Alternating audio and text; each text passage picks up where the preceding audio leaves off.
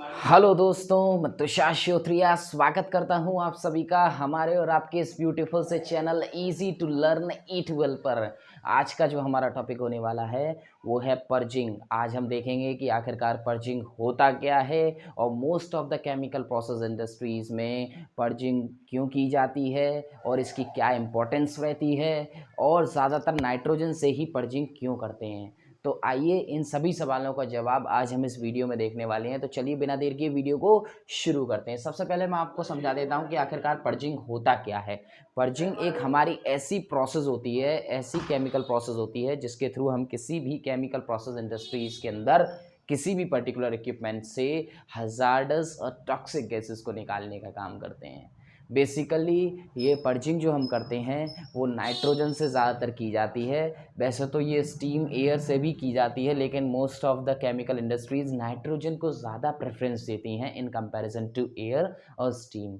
ऐसा इसलिए कि नाइट्रोजन हमारी ड्राई गैस होने के साथ साथ एक इनर्ट गैस भी है और ये इनर्ट एटमॉस्फेयर मेंटेन करने का भी काम करती है। अब पर्जिंग की इम्पोर्टेंस क्या है, उसकी इम्पोर्टेंस को समझते हैं। पर्जिंग आखिरकार इंडस्ट्रीज़ के अंदर क्यों की जाती है और नाइट्रोजन से क्यों करते हैं, मतलब क्या इंपॉर्टेंस इसकी रहती है, पर्जिंग करने की क्या आवश्यकता पड़ती है, ठीक है। अगर ना करें तो क्या होगा, क्या दिक्कत रहेगी, इन सभी बातों को मैं आपको समझाने की कोशिश करता हूँ। बेसिकली क्या होता है कि हमारी केमिकल प्रोसेस इंडस्ट्रीज़ के अंदर कुछ ऐसी गैसेस का फ्लो पूरे साल रहता है जो बहुत ही ज़्यादा टॉक्सिक नेचर की होती हैं और एक्सप्लोसिव नेचर की होती हैं।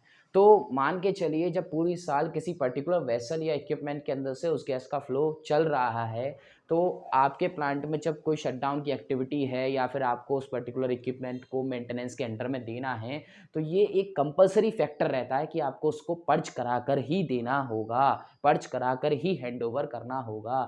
ऐसा इसलिए ताकि जो गैसेस जो उसमें से पूरी साल फ्लो होती हैं वो बहुत ज़्यादा पूरी तरीके से उस सिस्टम को ड्रेन करने के बाद भी कंप्लीटली ख़त्म नहीं हो पाती हैं। इस कहीं न कहीं वो उस पर्टिकुलर वेसल या इक्विपमेंट के अंदर ट्रैप्ड रह जाती हैं। तो उस चीज़ को कंप्लीटली ख़त्म करने के लिए हमें पर्च करना ज़रूरी हो जाता है।